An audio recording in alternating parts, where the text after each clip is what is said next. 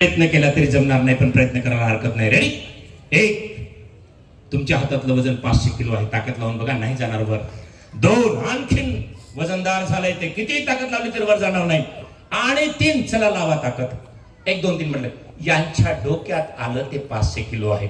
आपल्या गावात काही शिक्षक असतील, काही चांगले लोक आहेत, तर आपल्या मुलांना हा विषय कठीण जातो असं म्हणू नका. 10 वर्षाच्या मुला पूर्ण ताकद लावा, यांना दम येईल, लावा ताकद. हे तुमच्याच गावचे आहे ना, लाव रे ताकद, जमेल का? नाही. लाव ताकद, लाव ताकद, लाव ताकद, जमेल का? नाही. कारण डोक्यात आलं. लाव रे ताकद, जमेल का रे?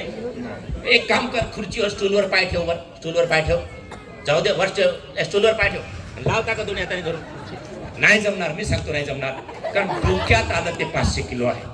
मग बाळांनो, तुम्ही म्हटलं की इंग्रजी कठीण आहे, गणित कठीण आहे, सायन्स कठीण आहे, मला ते जमणार नाही, तर तुमचा मेंदू तुम्हाला मदत करणार नाही. मला नाचता येत नाही, मला गाता येत नाही, मला खेळता येत नाही म्हटलं की तुम्हाला नाचता येणार नाही, गाता येणार नाही, खेळता येणार नाही. मग नकारात्मक सूचना नाही द्यायच्या. मेंदूला जर सकारात्मक सूचना दिल्या तर काय होऊ शकते ते पण समजावून सांग. लाव ताकद, जमेल का रे? लाव ताकद, जितके आहे तितके.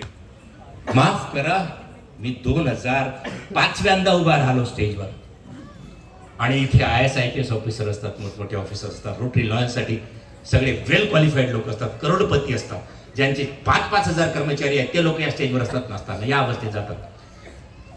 जमत नाही म्हटलं की सोडून द्या. जमेल का रे बाळा, जमेल का रे तुला?